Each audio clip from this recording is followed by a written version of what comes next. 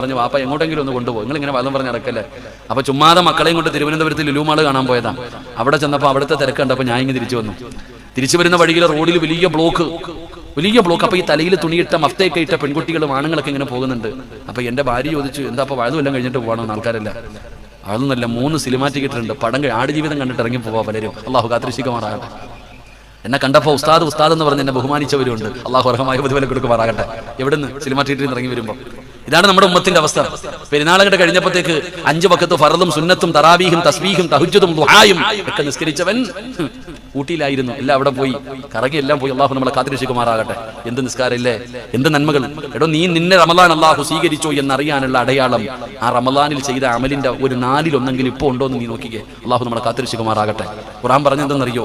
നീ മരിക്കാൻ കിടക്കുന്ന സമയത്ത് നീ തന്നെ പറയും, ഞാൻ മരിക്കുന്നത് വശഹിദു അലാ അൻഫുസിഹിം അന്നഹു